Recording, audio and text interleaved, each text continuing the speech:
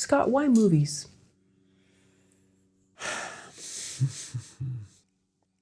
Great question.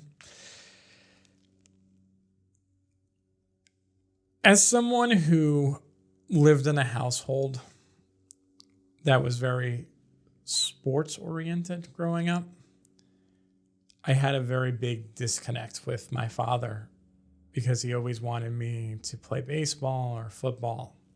And I was always that quirky kid who liked to draw and sit down and watch Sesame Street. And then I discovered movies. And movies were an escape.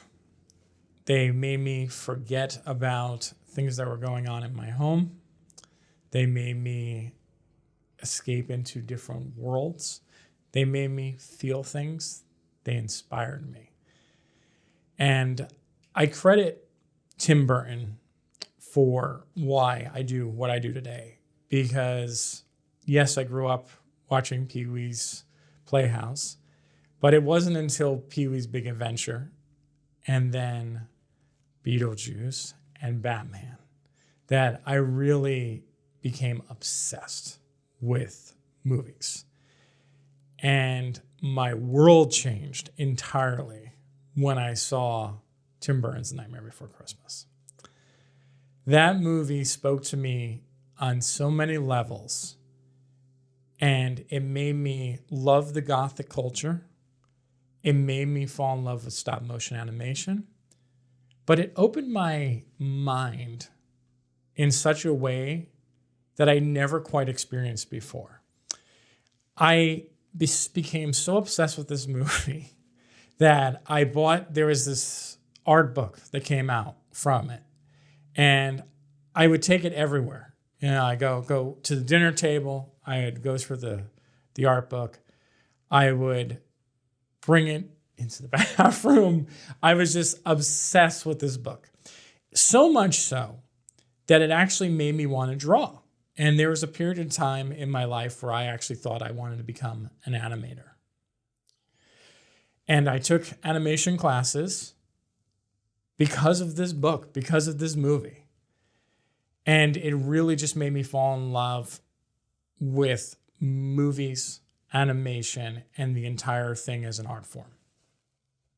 What's the favorite scene from Nightmare Before Christmas?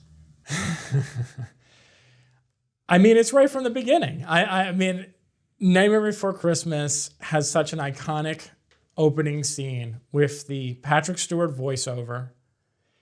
This is Halloween. I mean, all of those characters coming to life, whether it's Lock, Shock, and Barrel, Oogie Boogie, Jack Skellington, Sally, all of them coming to life, just, I don't know, this like warped kid, like just was like inspired. Almost the same way like you feel with Tim Burton's background, right? He was a weird recluse. He was like the social outcast, and he drew these weird characters and these weird drawings.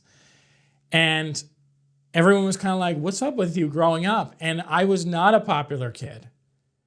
And watching this movie, I felt seen. It was very weird because Jack Skellington, in a weird way, lives in this world, this Halloween town, but then he wants something more. And he wants to become Santa Claus. He wants something different. He yearns for change. And I think I resonated with that, not really realizing it as a kid, that I wasn't like a lot of people my age, and that I always wanted something different. I wanted to be viewed differently. And this movie just spoke to me in a way that I really can't describe. What other movies have changed your life? Well, in addition to Nightmare Before Christmas, there's been a lot of them that impacted me in different ways throughout the years. Again, I feel like the ultimate Tim Burton fanboy here, but between Pee-wee's Big Adventure, Beetlejuice, Batman Returns, Ed Wood, just movies that just connected me. And it's about being an outsider, struggling to fit in. Oh, Edward Scissorhands. How can I forget about Edward Scissorhands? Outsiders trying to fit in this world. And it's interesting thinking about this now because as an adult, you reflect upon that from a childhood perspective of being the kid who was bullied, who was picked on, who never felt like he belonged. And now being asked this, I'm kind of like, holy crap, that's the reason why I connected with these. But as I kind of matured throughout the years, comedies were things that I always gravitated towards. So I had my Tim Burton escape for the imagination, but I love comedies. Favorite comedies growing up, definitely Mike Myers, anything. So I Married an Axe Murderer, Wayne's World, Austin Powers. I don't care what anyone says. All three of them. I loved Goldmember. I loved Fat Bastard. I just loved what Mike Myers did. And he was so, a lot of people say he's very one note, but I just love that he had, again, this imagination of creating these different characters. And it was always a love of movies, right? Like Austin Powers was a love of James Bond and all the characters, but it was like this parody version of it. And they were so extreme. Every character was so silly and over the top, whether it was Dr. Evil with the $1 million or, you know, Fat Bastard or Goldmember going, so I like gold. You know, like I just really, really love that. And Jim Carrey.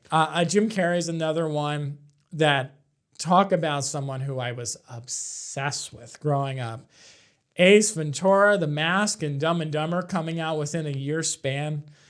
Man, I don't know how my mom and dad dealt with me growing up because I just wanted to go to the movies and live there my entire life. Like these movies, these characters just made me feel so alive. And they were, as I said earlier, they're just an escape. You wanted to spend time. They felt like friends. And I love things where I feel something, right? Whether it's laughter or heart or a sense of like leaving this world behind and going into another world. That's really what connected to me.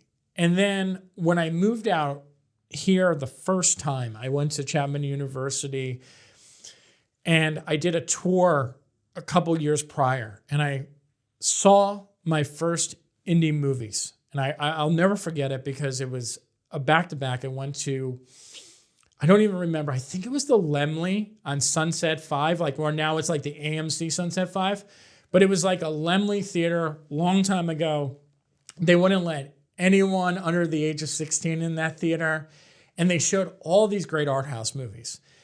And I remember this so vividly because I saw Lost and Delirious, which was the first movie that I have ever watched that introduced me to lesbian characters. And I remember like seeing this love story and I never saw anything like it before. And I fell in love with Piper Perabo and she was so great in that film and it was very poetic and I just loved it. And then the following night I went back and I saw Ghost World with, you know, Tora Birch and Scarlett Johansson, very, very early Scarlett Johansson. And it just opened my eyes to independent cinema because beforehand, like I said earlier, I'd been watching all of this mainstream stuff. I grew up Mike Myers, Jim Carrey, Tim Burton, and I was like, these smaller movies. And they were just so incredibly inspiring and they opened the door to so many more.